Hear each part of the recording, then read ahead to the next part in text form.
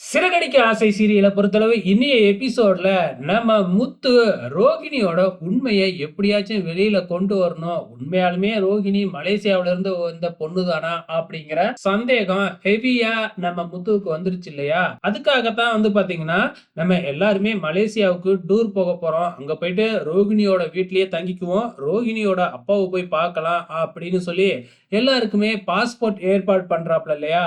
அதுக்கப்புறம் தான் மொட்டை மாடியில வந்து மீனா கிட்ட நம்ம மலேசியாலாம் போக போறதில்ல.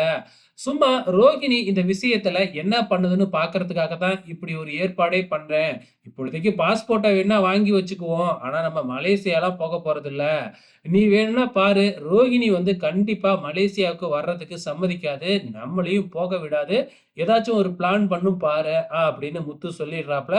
அப்பதான் மீனாவுக்கே வந்து புரியுது. ஓஹோ! இதுக்காக தான் நீங்க இதெல்லாம் பண்ணிக்கிட்டு இருக்கீங்களா? அப்படின்னு சொல்லிட்டு. அதே மாதிரியே வந்து பார்த்தீங்கன்னா, ரோகிணி மனோஜ எப்படியோ தூண்டி விட்டு போகக்கூடாத மாதிரி ஏதேதோ சொல்லி பார்க்குறாங்க. ஆனா மலேசியாவுக்கு போறதுக்கு அப்படின்ன உடனே, நம்ம விஜயா அப்படியே முத்து, மீனா பக்கம் சாஞ்சர்றாங்க.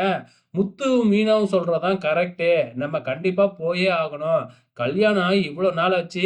சம்மந்தி நம்ம ஜெயில்ல இருக்கிறப்ப கூட வந்து பார்க்கலன்னு தப்பா நெனச்சுக்க மாட்டாரா? அப்படிங்கிற மாதிரி முத்து சொல்றத கேட்டு, நம்ம விஜயாவும், அண்ணாமலையும் கண்டிப்பா போயே ஆகணும் அப்படின்னு முடிவு எடுத்துர்றாங்க. ரோகிணியும் எவ்வளவோ என்னென்னமோ பண்ணி பார்க்குறாங்க. ஆனா முடியவே இல்ல.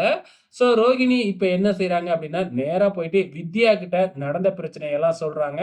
அங்க வந்து பார்த்தீங்கன்னா, நம்ம ரோகிணிக்கு தாய் மாமாவா நடிச்சவரு வர வைக்கப்படுறாரு. அவங்க கிட்ட நீங்க கடைசியா எனக்கு ஹெல்ப் பண்ணியே ஆகணும். அப்படின்னு சில திட்டங்கள்லாம் சொல்லிக்கிட்டு இருக்கிறாங்க. அது என்ன அப்படிங்கிறது நாளைக்கு தெரிய வரும். வெயிட் பண்ணி பார்க்கலாம்.